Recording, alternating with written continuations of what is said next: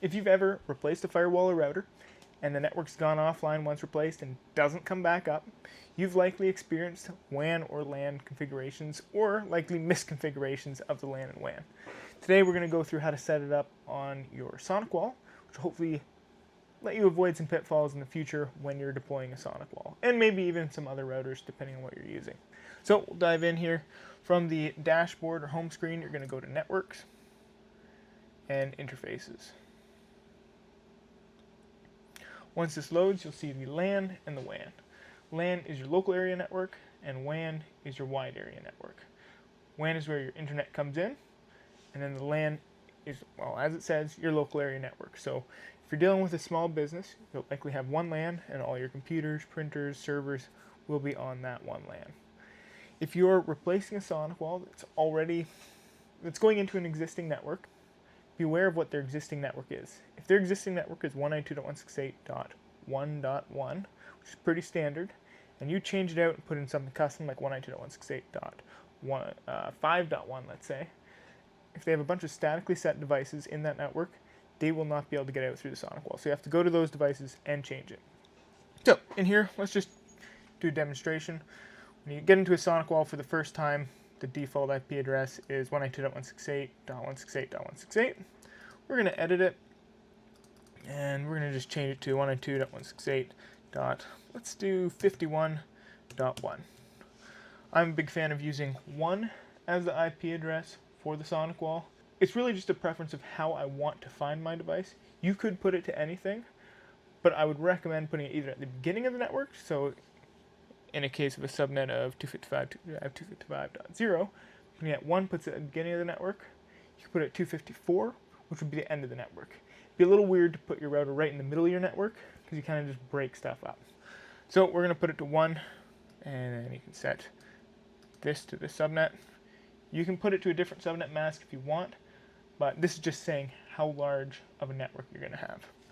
And I generally turn off HTTPS or HTTP to HTTPS, and you can leave the rest on. It's kind of up to your management style if you want to leave this all on or off. Advanced, there's a few settings here. Generally, I don't change anything. Click OK. Now that we've changed the LAN address of the SonicWall, you want to disconnect the SonicWall from your device and plug it back in. Now, why would this be? We've changed our default IP address, which is, in this case, what we are getting in it from.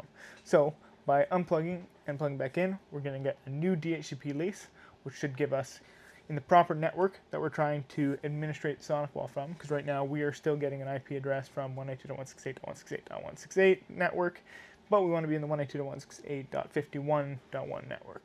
So unplug, plug back in, you should get a new IP address. And now we can type in that new IP address, which will be 192.168.51.1, and I did turn off HTTP redirects, so I better type that in as well. Hit enter, and there we go.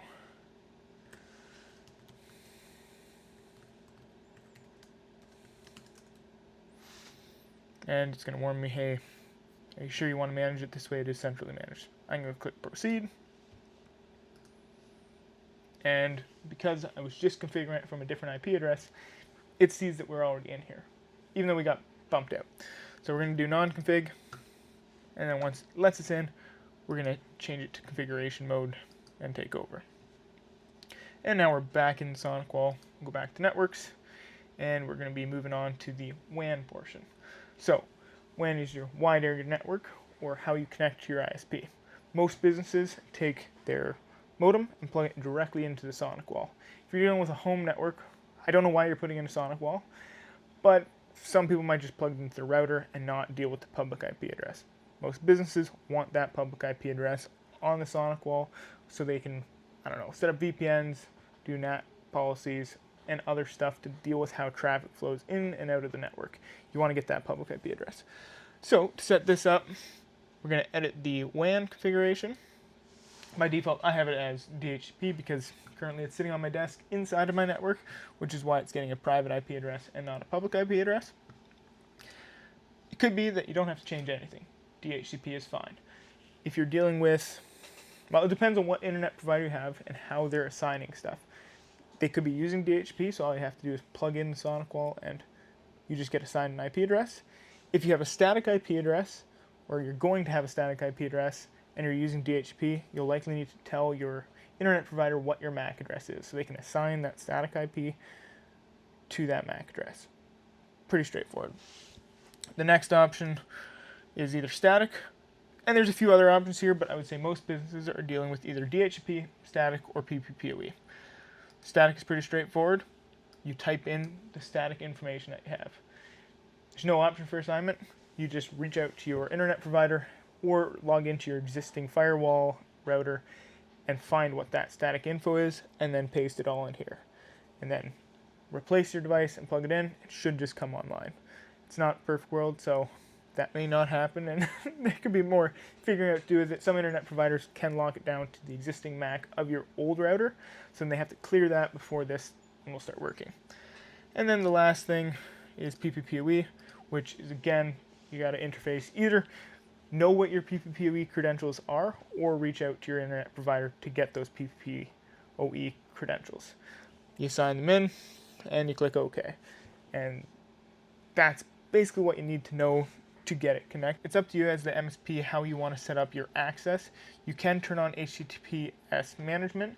If you're going to do this, I would strongly recommend not just turning it on and leaving it on, because that means it's pretty much just open to the world, right? You could have GeoIP on, so then say, okay, it's only open to Canada, but that's still a lot of people who could try and get into your firewall.